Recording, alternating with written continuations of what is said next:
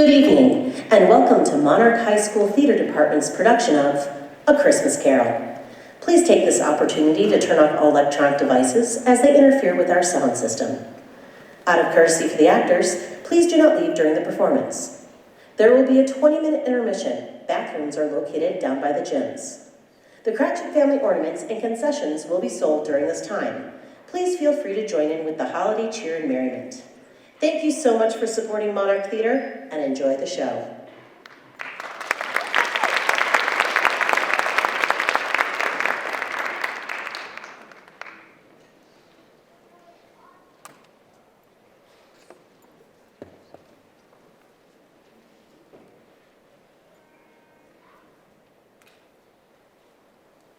Here we come a-caroling among the leaves so green. Here we come a-wandering fair to be seen. Love and joy come to you, and to you bright Christmas too. And God bless you and send you a happy new year. And God send you a happy new year. Officer Blackway! Mr. Scrooge, Your servant, ma'am. are you not come to keep Christmas? I'm not in the habit of keeping Christmas. Then why are you rushing off? Christmas has a habit of keeping men from doing business. It's in the nature of things that ants toil and grasshoppers sing and play, Mr. Scrooge. An ant is what it is, and a grasshopper is what it is. And Christmas, ma'am, is a humbug. Oh, and that night. Who are you? Samuel Wilson, sir. Yes, I believe you owe me a little matter of 20-odd pounds. Well, if you wish to pay it, come by my place of business. I don't conduct my affairs in the teeth of inclement weather. I can't pay you, sir. I'm not surprised. Not unless you give me more time. More time. Did I ask you for more time to lend you the money? Oh, no, sir. Why should you ask for more time to pay it back? Because I can't take my wife to a distant prison, sir. To leave her behind. Why should she have to go to a debtor's prison anyway? She didn't borrow the 20 pounds. You did.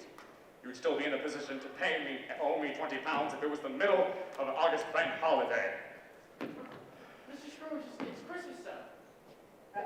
Christmas has even less to do with it, my good sir, than your wife has or I have. Like I said, if it was the middle of summer, you'd still owe me 20 pounds. Good day.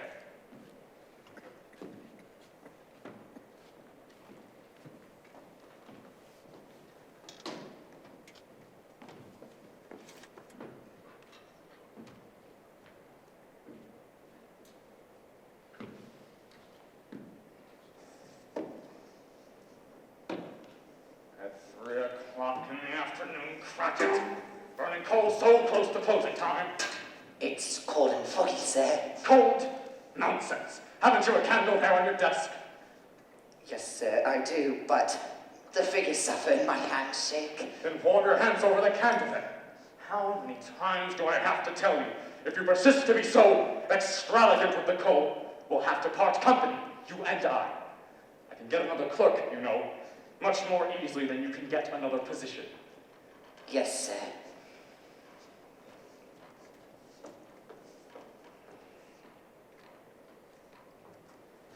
A Merry Christmas, Uncle. God save you. Ah, humbug! Christmas? A humbug, Uncle. You don't mean that, I'm sure. I do. Merry Christmas. What right have you to be married? What reason have you to be married? You're poor enough. Come then. What reason do you have to be dismal? What reason do you have to be morose? You're rich enough. Ah, humbug! Uncle, don't be cross. Don't be cross. What else can I be when I live in such a world of fools as this? Merry Christmas. Out upon Merry Christmas. What's Christmas time to you but a time for paying bills without money? A time for finding yourself a year older but not an hour richer? A time for stacking up all of your books and having every item in them through around a dozen of months presented dead against you? If I could work my will, every idiot who goes around with Merry Christmas on his lips should be boiled with his own pudding and buried with a stake of holly through his heart. He should. Uncle! Nephew, keep Christmas in your own way and let me keep it in mine. Keep it? You don't keep it. Leave it alone then. What good may it do you? As good as it ever done you. there are many things from which I've derived good, and I have not profited, I dare say. Christmas among the rest. But I have always thought of Christmas time, when it has come around, and apart from the veneration, due to its sacred name and origin, as nothing but a good time, a kind, forgiving, charitable, pleasant time of the year, and the only time of which I can think of in the long calendar year in which men and women, seen by one consent, open their shut-up hearts freely and see people below them as if they were really fellow passengers to the grave, and not as another race of creatures bound on another journey. And so, though it has never put a scrap of gold or silver in my pocket, I believe it has done me good, and I believe it will do me good. So I say, God bless it! Another word out of you, and I'll have you keeping your Christmas by losing your job. You're quite a powerful speaker, nephew. I wonder if you don't go into Parliament. Don't be angry, Uncle. Come, dine with us tomorrow. I'll be busy. Tell me, why did you marry your wife? Because I fell in love. Because you fell in love. Good afternoon. Uncle, you never came to see me before that happened. Why give it as a reason not to come now? Good afternoon. Uncle, I want nothing from you. I ask nothing of you. Good afternoon. Uncle, I am so sorry with all my heart to find you so resolute. We've never had any quarrel to which I've been a party. And therefore, I will keep the trial and homage to Christmas. And I will keep my Christmas humor to the last. So a Merry Christmas, Uncle. Good afternoon. And a Happy New Year. Good afternoon. How is Mrs. Cratchit and all the assorted Cratchits? Very good, sir. All chomping at the bit, waiting for Christmas to begin, eh? All very eager, sir. And the little lame one, which one is he? Tim. Yes, sir. Tim, sir. That's right.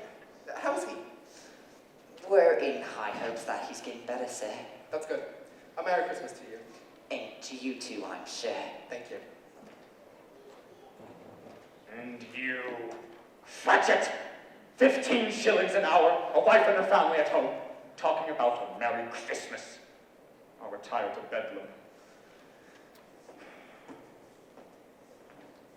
Scrooge and Marley's, I believe. Have I the pleasure of addressing Scrooge or Marley? Mrs. Marley died 7 years ago. She died 7 years ago this very night. I hope her generosity is well represented by her surviving partner. At this festive season of the year, Mr. Scrooge, it is more than usually desirable that we should make some slight provision for the poor and destitute who suffer greatly at the present time. Many thousands are in want of common necessities. Hundreds of thousands are in want of common comforts, sir. Yes, are there no prisons? Plenty of prisons. And the union workhouses are in full operation. They are. Still, I wish I could say they were not. The treadmill and poor law factory are in full vigor. Both very busy, sir. You see, I was afraid from what you said that something had stopped them from their useful course. I'm very glad to hear it. Well, under the impression that they scarcely furnish Christian cheer of mind or body to the multitude, a few of us are attempting to raise a fund to buy the poor some meat and drink and means of warmth. What shall I put you down for? Nothing. Nothing. Ah, you wish to remain anonymous. I wish to be left alone, gentlemen. Since you ask me what I wish, that is my answer. I don't make myself merry at Christmas time, and I can't afford to make idle people merry either. I support the establishments I have mentioned, and those who are badly off must go there. Well, many can't go there, and many would rather die. If they'd rather die, they'd better do it, and decrease the surplus population. Besides, I don't know that. But you might know it, sir. It's not my business. It's enough for a man to know his own business without having to interfere with other people's.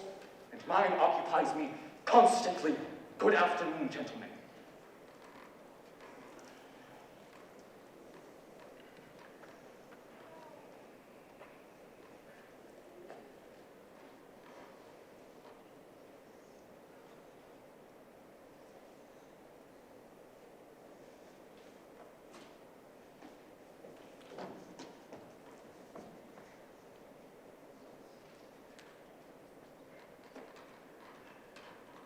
that cratchit. Christmas, Christmas, Christmas. It's a poor excuse for pecking a man's pocket every 25th of December. I suppose you'll want all day tomorrow.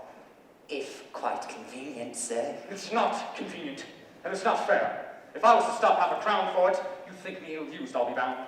But if I was to pay a whole day's wages for no work, you wouldn't think yourself ill-used. It's only once a year, sir. You're right. And I suppose you'll have all day tomorrow. Be here all the earlier next morning. Oh, I will. Good night, Mr. Scrooge. Oh, and Mr. Scrooge. Yes. A Merry Christmas to you. A humbug! That's what that is, a humbug! Christmas.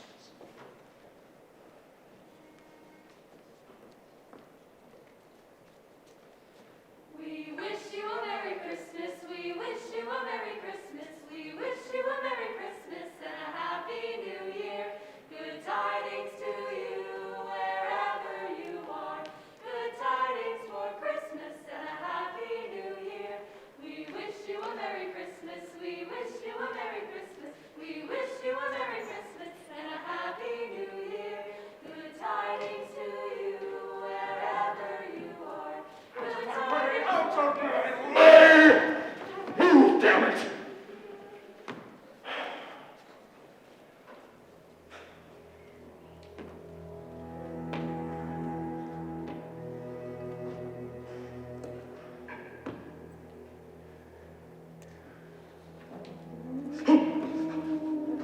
Marley! It can't be. Why? It's a humbug still. I won't believe it.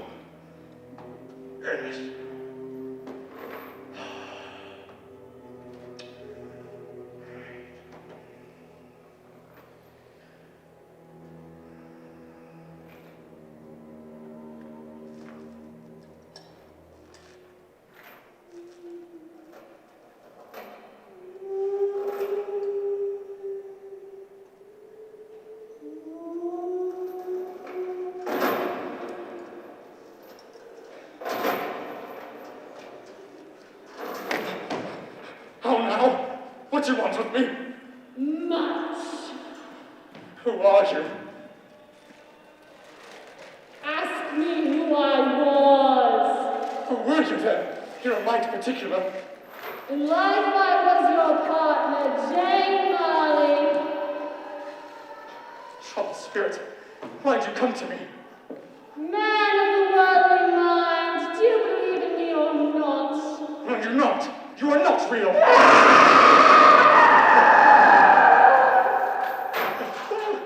And I must. But tell me, why do spirits walk the earth and why do they come to me?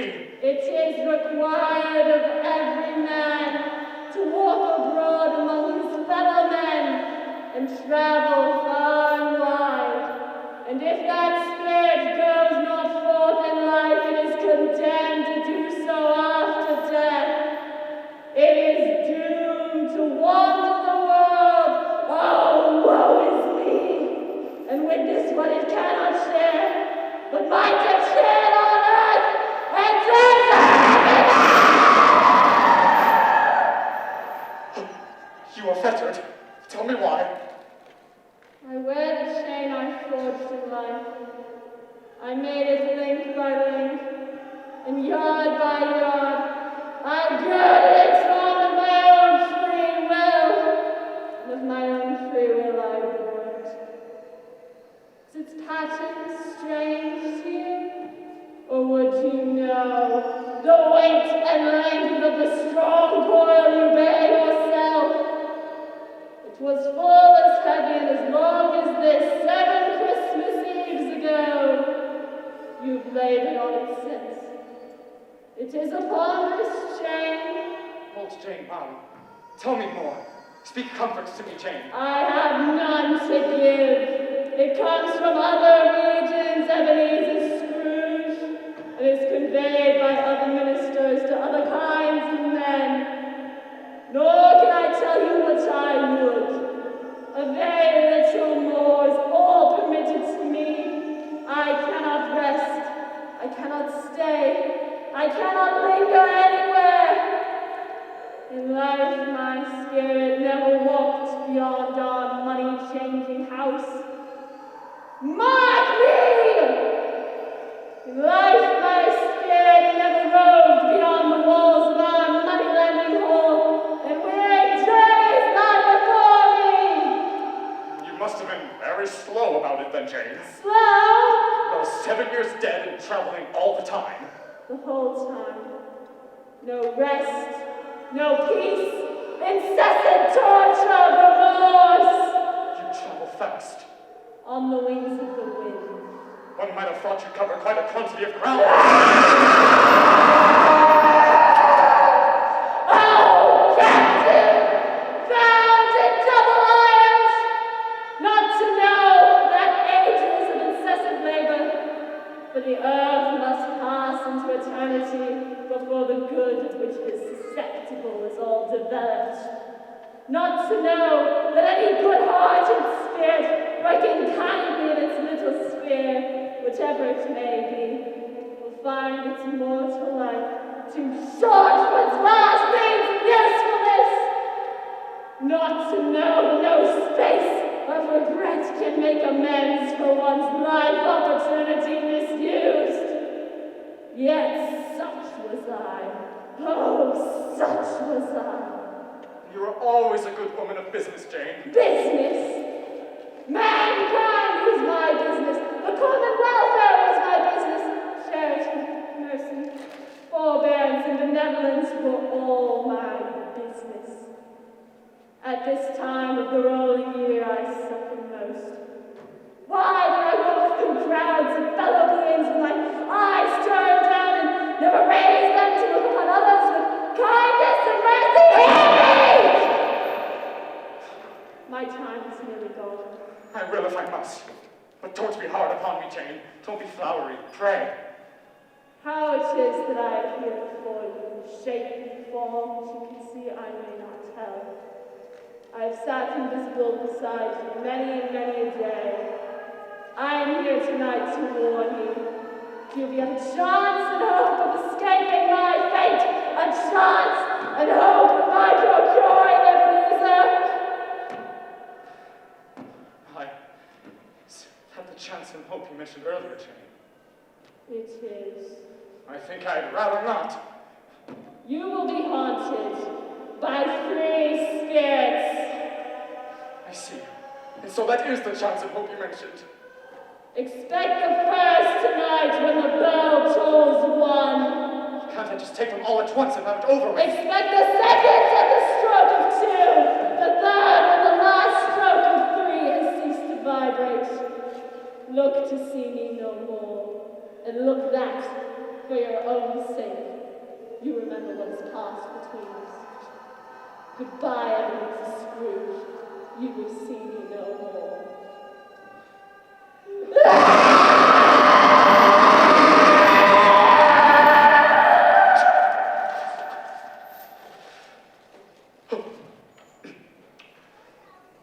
It's all my imagination.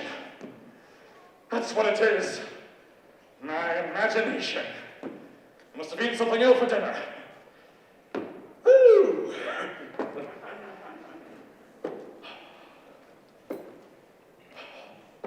All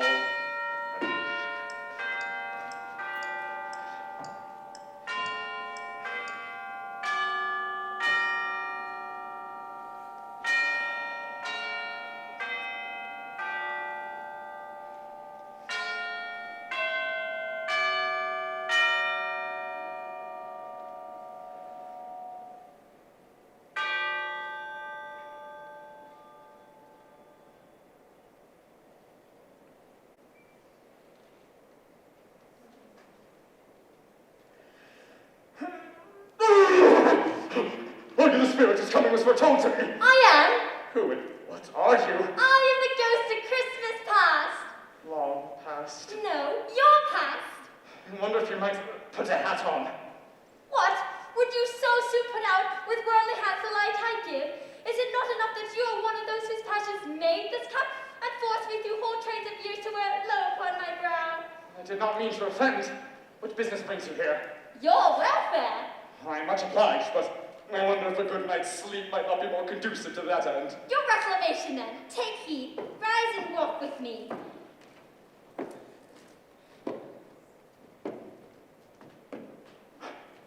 Why, it's the middle of the night. It's freezing. I'm wearing a nightcap, a dressing gown, and my shoes. I'm mortal, and I'm liable to fall. There, but a touch of my hand there, and you shall be upheld in more than this. Good heavens. Why, I was bred in this place. I was a boy here. Your lip is trembling. And what is that upon your cheek? It's a blemish. I beg you, spirit, lead me where you would. These are but shadows of the things that have been. They have no consciousness of us. The school is not quite deserted. A solitary child, neglected by his friends, is left there still. Yes.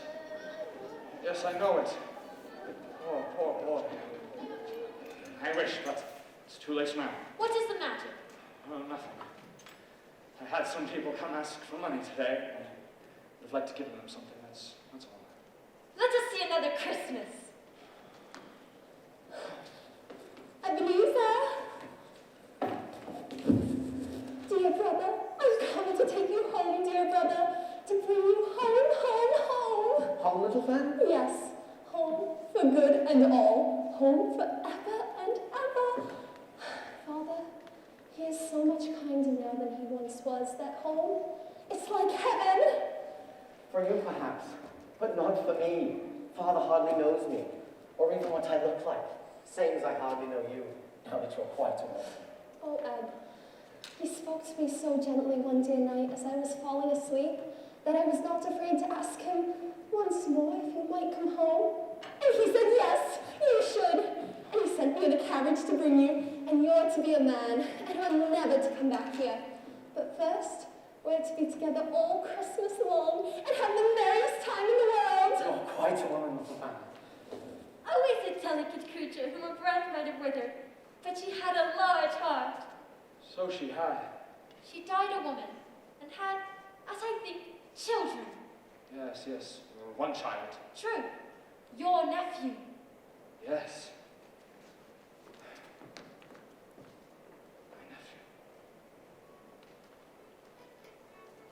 Know it? You know it. Why, I apprenticed here. Oh, it's Fezziwig. It's old Fezziwig alive again.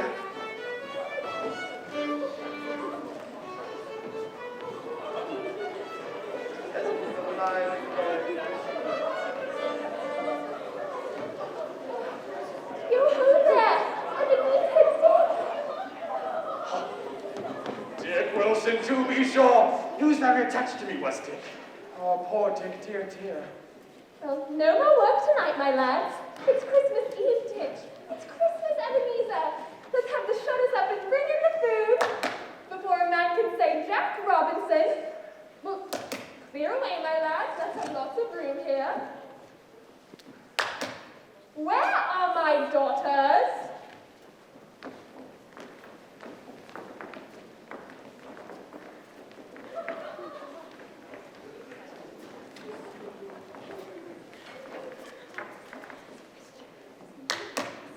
Musicians, play us some dancing music.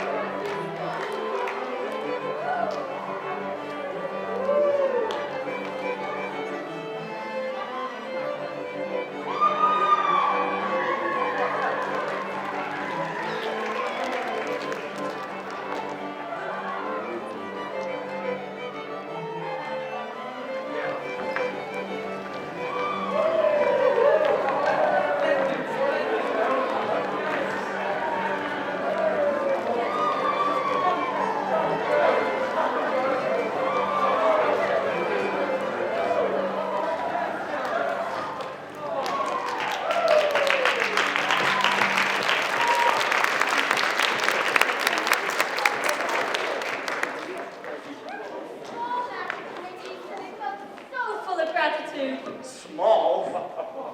What a sweet old Miss Fezziwig. Oh, the sweetest. Did you see her dancing with everyone? And the look on her face. Oh, yes. She was in heaven and fully deserved it. And where the devil did she get this fiddler? Oh, wasn't he marvelous? And I'd say this year's party was finer than the last. If such a thing was possible. Not too much. Since we'd spent but a few pounds of your mortal money, 3 or 4 perhaps, is that so much that she deserves this praise? No, it's not that. She had the power to render us happy or unhappy, to make our services light or burdensome, of pleasure or toil. To say that her power lies in things of looks and words, in things so slight and insignificant, it's impossible to add and count them up. What then? The happiness she gave was as if it cost a fortune. What is the matter? Nothing in particular. Something, I think. Well, I just would have liked to say a word or two to my clerk just now. That's all. My time grows short. Well, It matters little to you. Very little. Another idol has displaced me, and if it can cheer and comfort you in time to come, as I would have tried to do, I have no just cause to grieve. What idol has displaced you? A golden one. This is the even-handed dealing of the world. There's nothing in which it is so hard as poverty, and there's nothing it professes to condemn with such severity as the pursuit of wealth. You fear the world too much. All your other hopes have merged into the hope of being beyond the chance of its sordid reproach. I have seen your nobler aspirations fall off one by one until the master passion, gain, engrosses you. Have I not? What then? Even if I had grown so much wiser, what then? I'm not changing towards you. I am. That which promised happiness when we were one in heart is fraught with misery now that we are two. How often, how keenly I have thought of this, I will not say. It is enough that I have thought of it and can release you from our engagement. Have you ever sought release? In words? No. Never. What then? In a changed nature. In an altered spirit, in another atmosphere of life, another hope at its great end, in everything that made my love of any worth of value in your sight. If this had never been between us, tell me, would you seek me out and try to win me now? No. You think not? I would gladly think otherwise if I could. Heaven knows. When I have learned a truth like this, I know how strong and irresistible it must be. But if you were free, today, tomorrow, yesterday, can even I believe that you would choose a dowerless girl? You who, in your very confidence with her, weigh everything by gain. Or, choosing her, if for a moment you were false enough to your one guiding principle to do so, do I not know that your repentance and regret would surely follow? I do. And I release you from our engagement with a full heart for the love of him you once were. You may the memory of what is past hath makes me hope you will obtain in this. A very, very brief time, and you will dismiss the recollection of it gladly as an unprofitable dream from which it happened well that you awoke. May you be happy in the life you have chosen.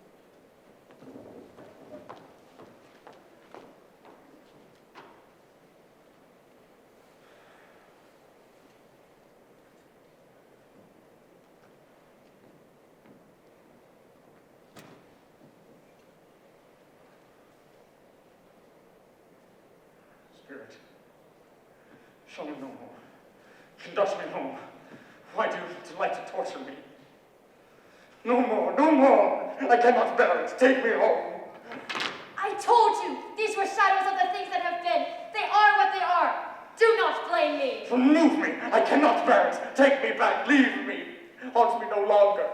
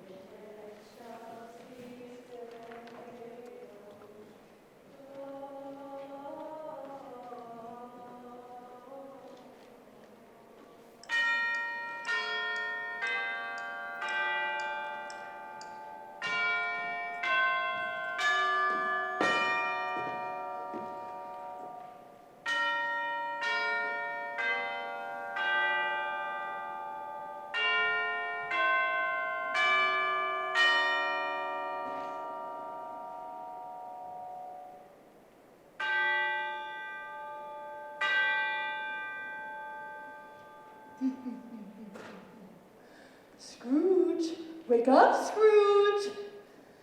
Come in and know me better, man. I am the ghost of Christmas present. Look upon me. You've never seen the like of me before. No, never. Nor have you walked forth with my brothers in these later years. I'm afraid I have not. Have you many brothers, Spirit? Approximately 1,842. A tremendous family to provide for. Ah, Spirit. I went forth earlier on compulsion, and I learned a lesson which is working now. So, tonight, if you have aught to teach me something, let me profit by it. Touch my robe.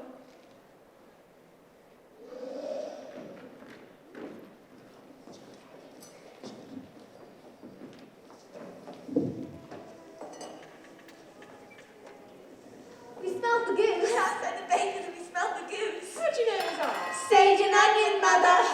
Well, the goose won't do much good if I can't keep the fire burning under the potatoes. Did you see Martha coming? Or your father and Tiny Tim coming home from church? We only smelled the goose. Maybe it isn't very big, but it smells big. What has ever got your precious father then? And brother Tiny Tim? And Martha weren't as late last year of anyway half an hour. Here's Martha, Mother. Here's Martha, Mother. Hurrah! There's such a goose, Martha. Why, bless your heart alive, my dear, how late you are. Oh, we had a deal of work to finish up last night and had to clear away this morning, Mother. Well, never mind then, so long as you are come. Sit you down before the fire, my dear, and have a warm. Lord bless you. Sit here, Martha. No, Father's coming. Hide, Mother, hide. Oh, goodness. Here, Tim. Go sit down.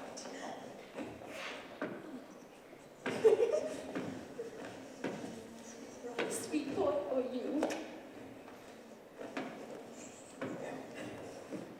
Why? Where's our Martha? Not coming. Not coming. Not coming upon Christmas Day. Not coming because I'm here. Oh dear. Merry Christmas. Merry Christmas. Come sit with us, Tim. And how did our little Tim behave in church? As good as gold. And better. You know, sitting by himself so much, he starts to think. He thinks some of the strangest things you've ever heard.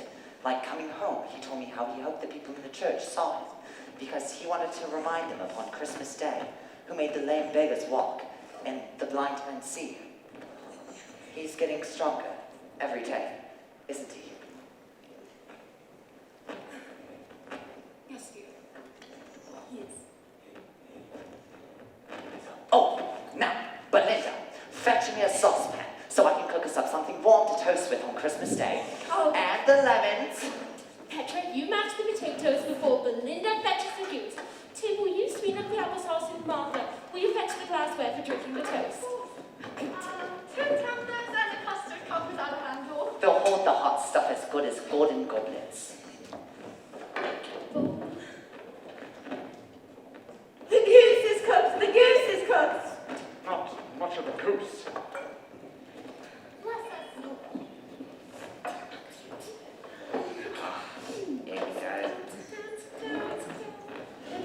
Bless us, O Lord, in these thy gifts which we are about to receive from thy bounty. Through Christ our Lord. Amen. Amen. Oh, this is so good. Thank you. Would you like some tea? This is the most tender goose I have ever had. And big. And cheap. It's lovely, Mother. This is a goose we shall remember for as long as we live. Thank you, Tim. But I can't stand to look at the pudding. Suppose it should not be done enough. Suppose it should break on turning out. Suppose somebody should have gotten over the back wall and into the backyard and stolen it while we were eating nuggets.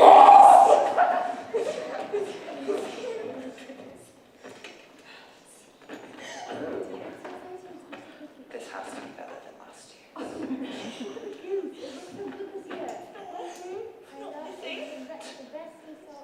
Are you sure? Are we ready? Are we ready?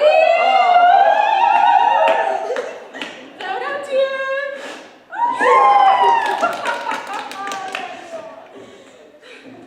This is the best Christmas pudding I have ever seen. A Merry Christmas. God bless us. God bless us. God bless us, everyone. Spirit, tell me if Tiny Tim will live.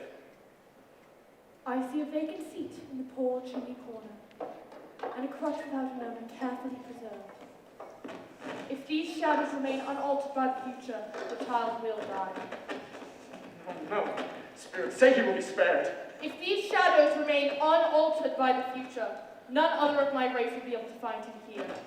What then? Man of man you be in heart, not adamant, full bare, the wicked cannot rest until you discover what surplus is and where it is. Will you decide what men shall live and what men shall die? It may be that in the sight of heaven, you are more unworthy and less fit to live than millions like this poor man's child. Oh God, to hear the insect on the leaf proclaiming once too much life amongst his hungry brothers in the dust. Mr. Scrooge, I give you Mr. Scrooge, the founder of our feast. The founder of the feast, indeed. I wish I had him here. I'd give him a piece of my mind to feast upon, and I hope he'd have a good appetite for it. My dear, the children, Christmas Day. It should be Christmas Day, I am sure, on which one drinks the health of such an odious, stingy, hard, unfeeling man as Mr. Scrooge. You know he is, Robert. Nobody knows it better than you, poor fellow. My dear, have some charity. It's Christmas Day after all. I'll drink his health for your sake and the day's, not for his. Long life to him, Merry Christmas, and a Happy New Year. He'll be very merry, very happy. I have no doubt.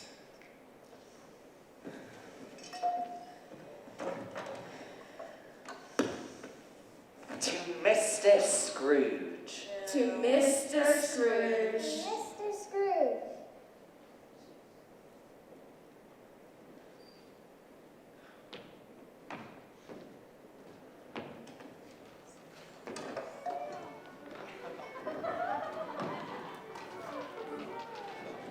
My. What place is this? Fred!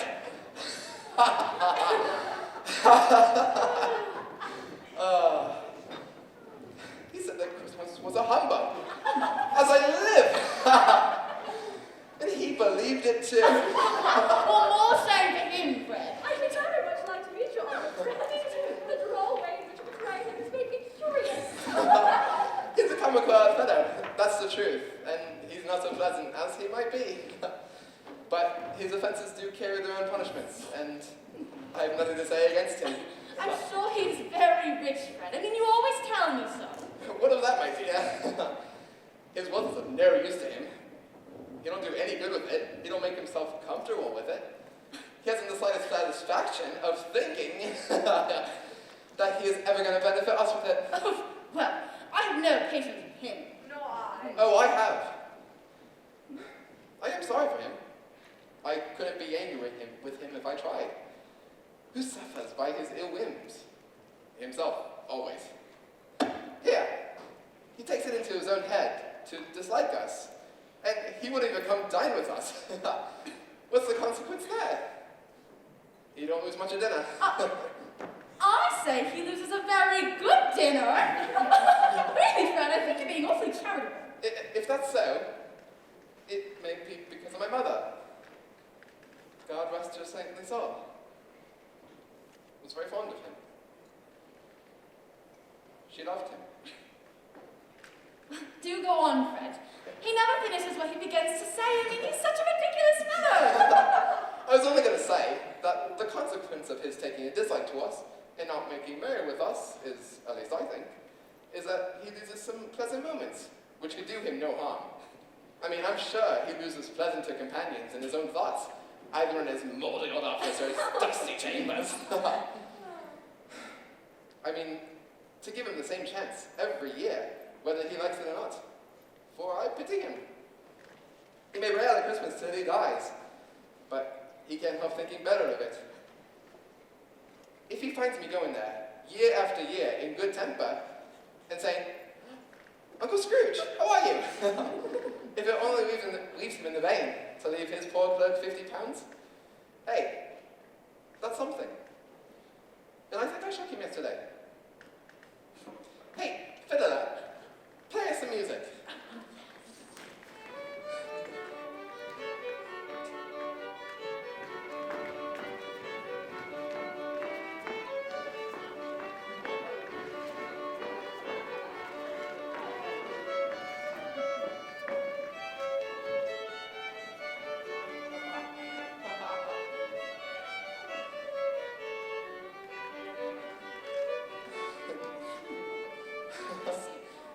They were beautiful. Now then, let's play a game. Oh, yes. It is called Yes and No. Since you're the host, you'll go first. I think we should at least stay until the guests have departed.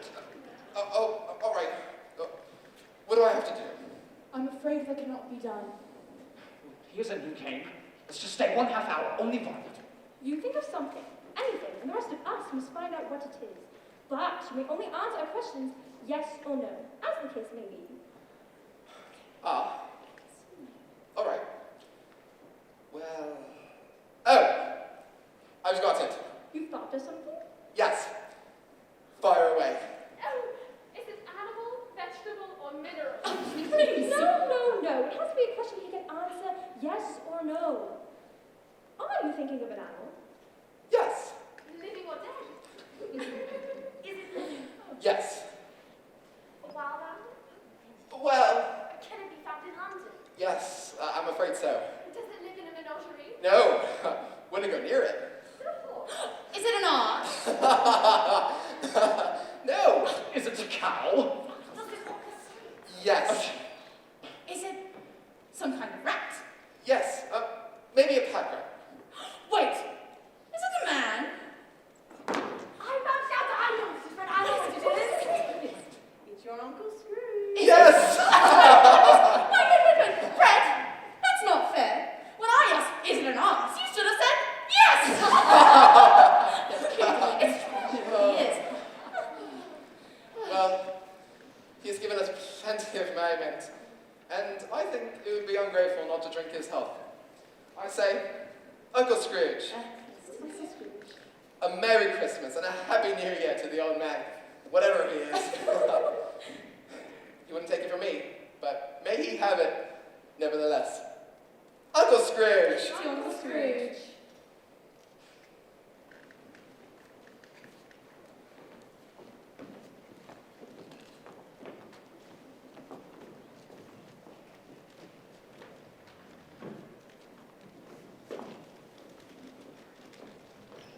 Thank you. Thank you so much. Are you feeling velvet now? I am. Bless your dear gentle art. If I'd have known you people were, I'd have come sooner and brought friends. Tell me, why aren't there more places like this? I'm not sure, ma'am. More than expected. We haven't enough funds to last until next week. Something will turn up, I'm sure. It's been a long day. Thinking about going home to family? Thinking about selling a watch.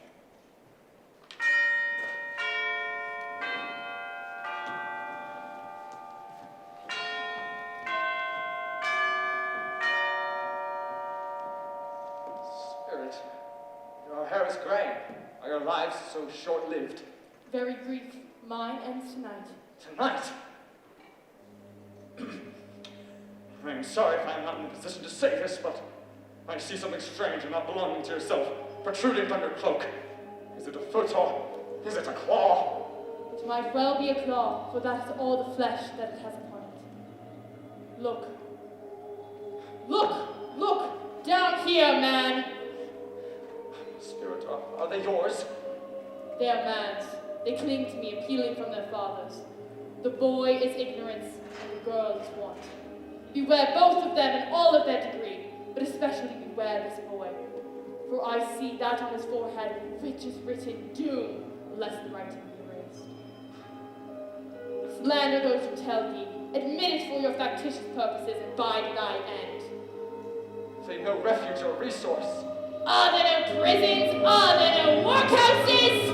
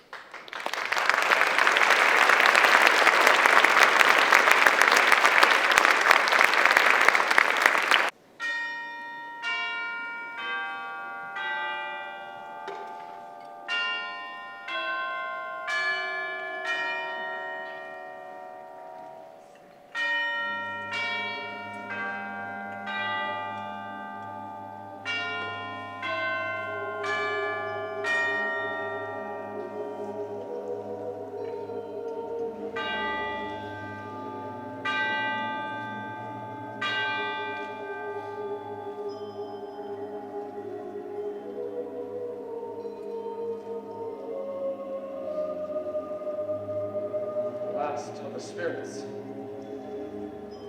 I am in the presence of the ghost of Christmas yet to come.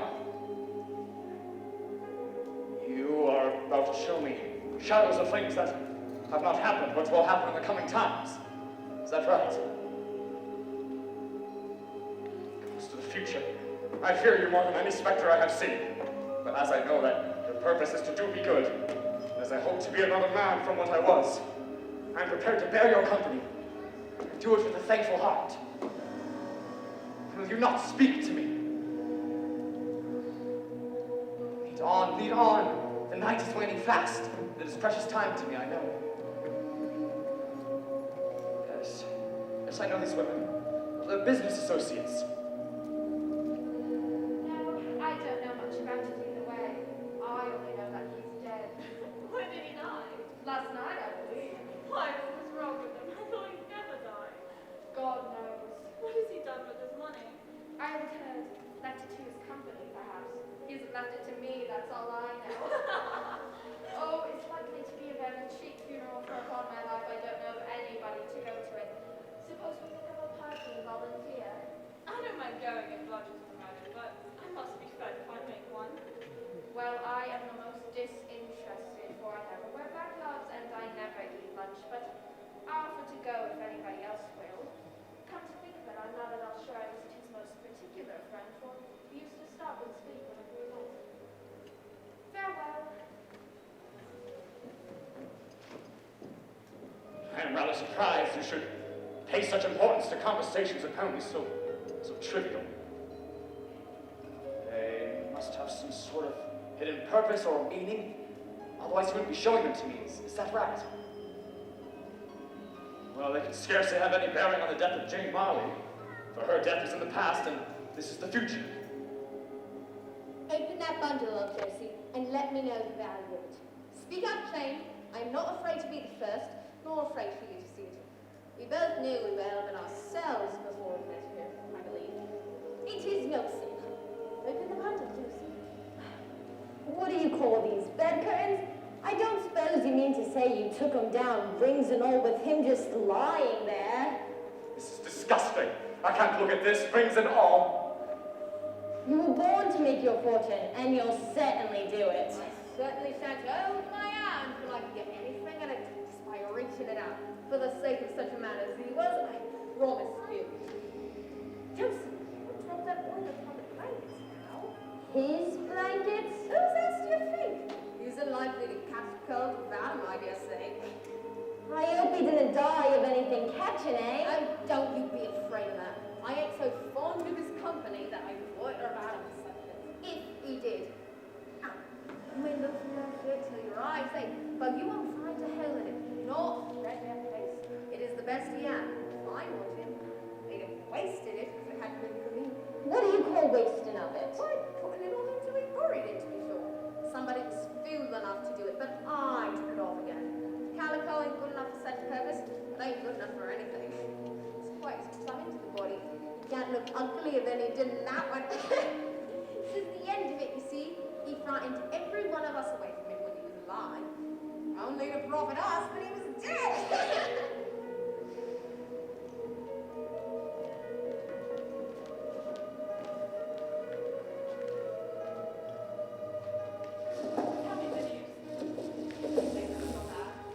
Are we quite ruined? No, there is hope yet, Caroline.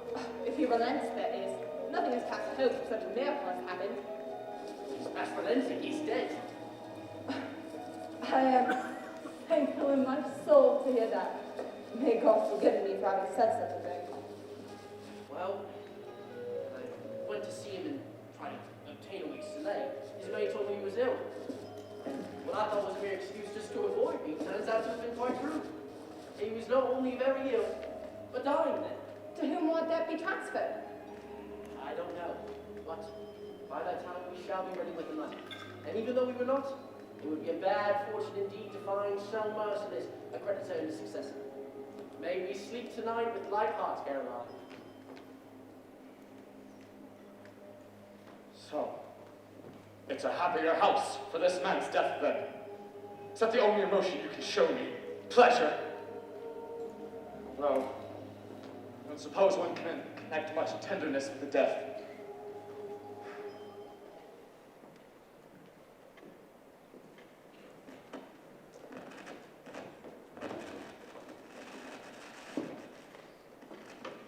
And he took the little child, and he set them in the midst of them. Shall I stop reading? It's only the colour. It hurts my eyes. It makes him weak by candlelight. And I wouldn't show weak eyes to your father when he comes home to the world. It must be near his time. Past it, rather. But I think he has walked a little slower these past few evenings, Mother. Well, I've known him to walk with.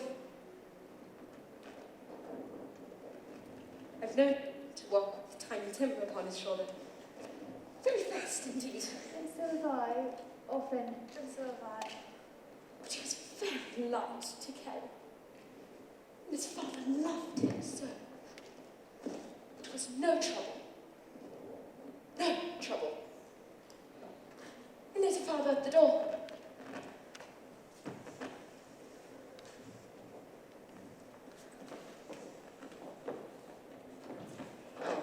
Dear God.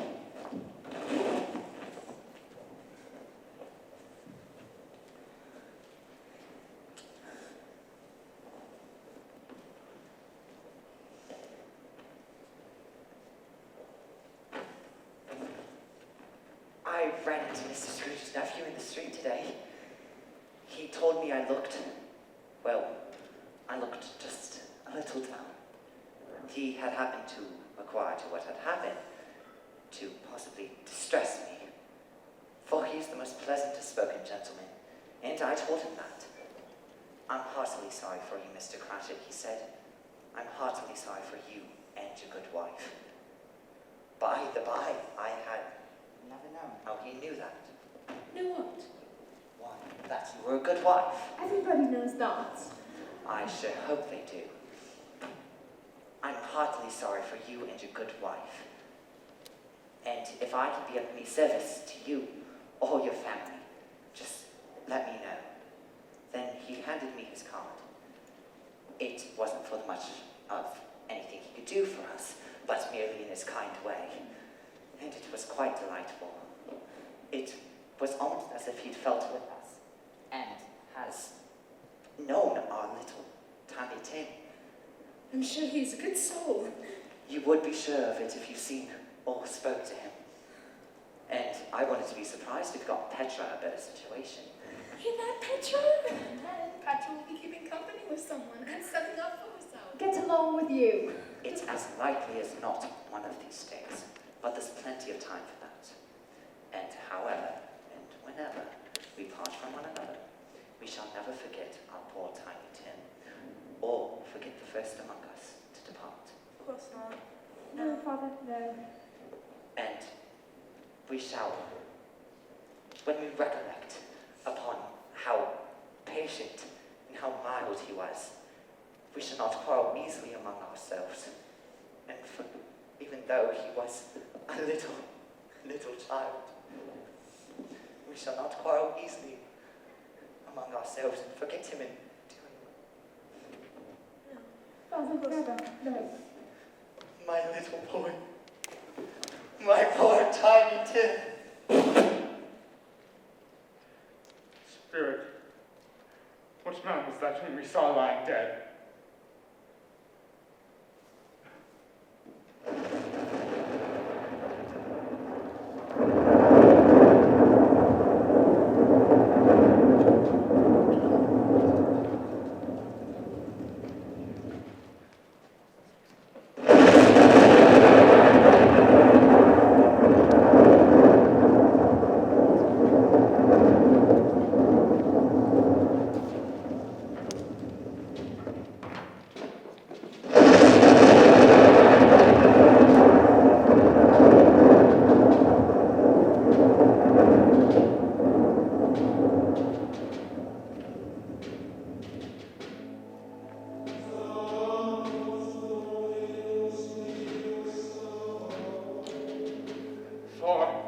I draw nearer to that stone to which you point. Answer me this. Are these the shadows of things that will be, or maybe only? Men's courses will foreshadow certain ends, to which if preserved and they must lead. But if the course be departed from, well then the ends must change. Say it is so with what you show me. And I, the man who lie there dead. No, Spirit, no. I am not the man from what I was, and I will not be the man that I must have been but for this intervention. Why show me this if I have not passed all hope? Good Spirit, your nature intercedes me and pities me. Assure me that I may change these shadows by an altered life.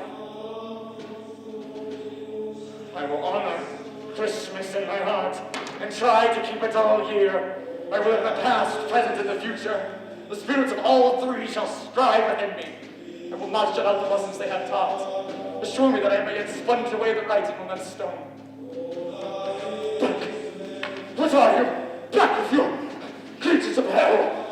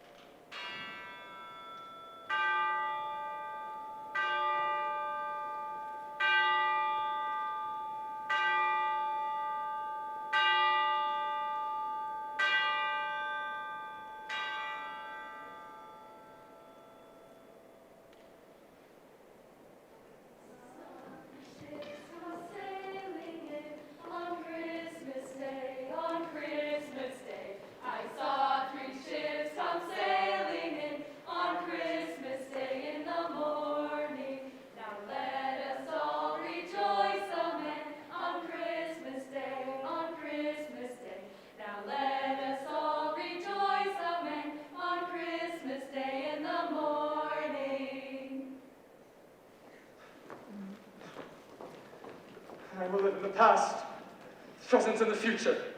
The spirits of all three shall strive within me.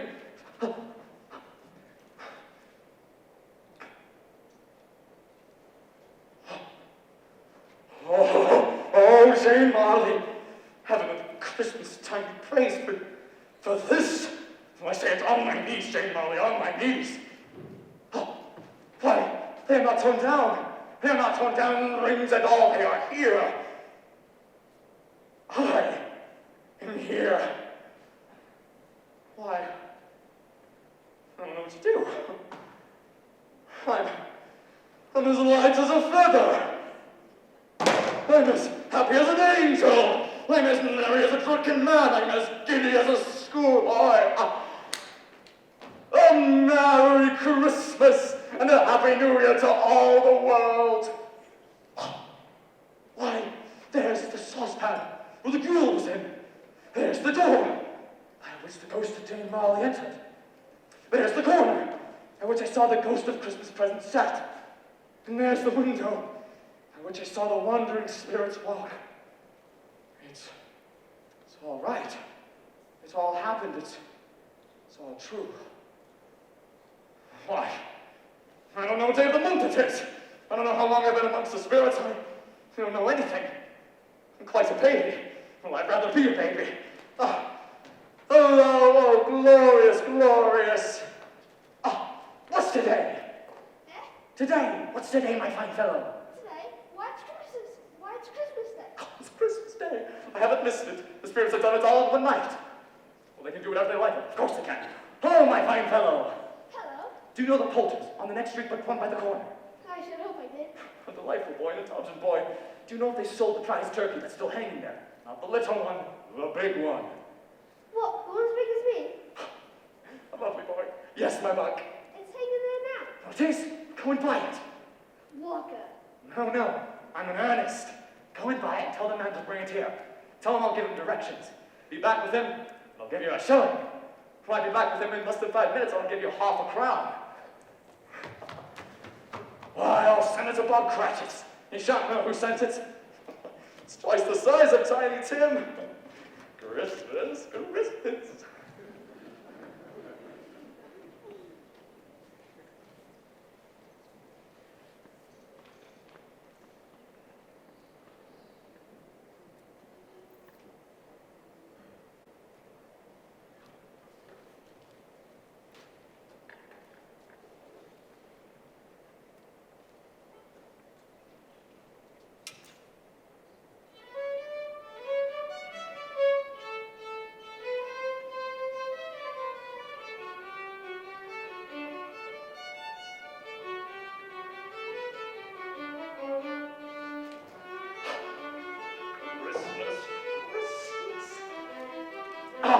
Merry Christmas.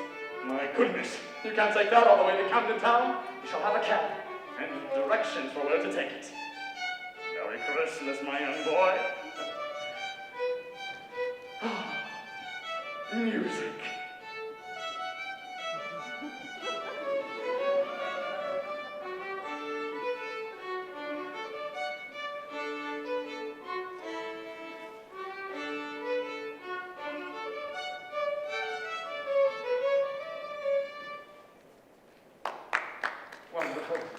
Wonderful. Oh, my good sirs, a Merry Christmas to the both of you. You did a very fine thing yesterday. I hope you both succeed. Very kind of what you did, very kind.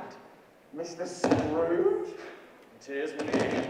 I'm afraid that I may not have been very kind to you. I'd like to ask your forgiveness, and you shall have the goodness. Good Lord! Bless me, Mr. Scrooge, are you serious? I'm quite serious. There's a great many back payments included with it. I don't know what to say to such magnificence. Don't say anything at all. Come and see me. Will you come and see me? No, we will. Thank you. Thank you 50 times. And a Merry Christmas. And a Merry Christmas to you, Mr. Scrooge. Yes, Merry Christmas. Oh, Merry Christmas. Merry Christmas. Merry Christmas. Merry. Deck the halls with boughs of holly, fa la la la la la la la la. 'Tis the season to be jolly, fa la la la la la la la. Don we now our gay apparel, fa la la la la la la la. Troll the ancient Yuletide carol, fa la la la la la la la.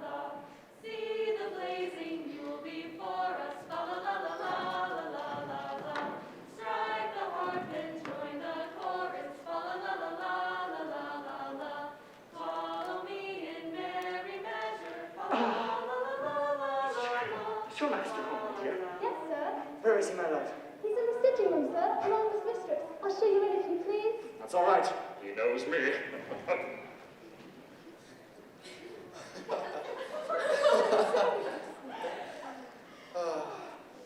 He said that Christmas was a humbug.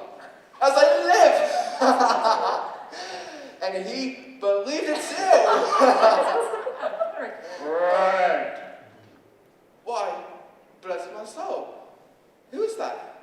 It's I, your Uncle Scrooge. It's your Uncle Scrooge. I've come as you've asked. Will you let me in, Fred? Let you in, I.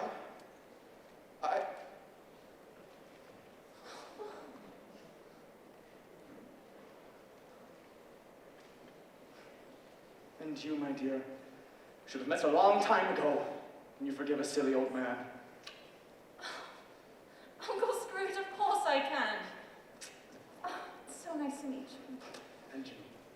You know, I have always wanted to meet you, Mr. Scrooge. The droll way that your nephew betrays you has made me curious. I say, have you met the other guests? Not. Why don't we dance again? Yes. Hey, Phineas, play some more music.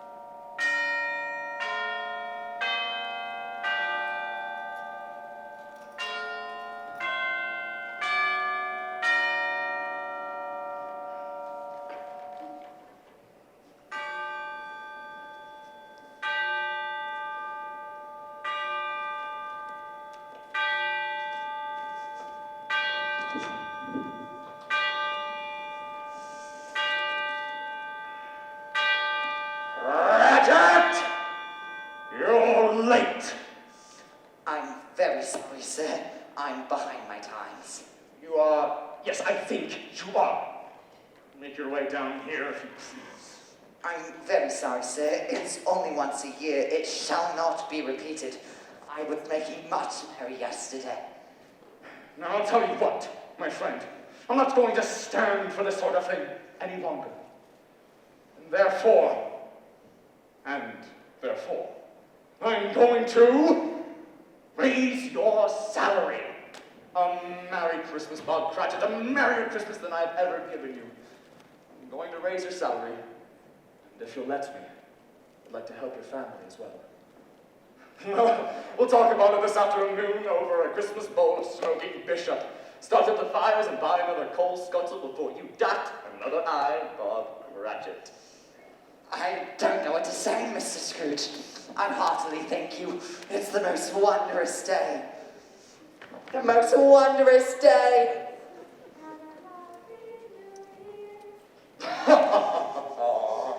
God bless you, Mr. Scrooge, and your sleep. And as Tiny Tim has observed, God bless us, everyone.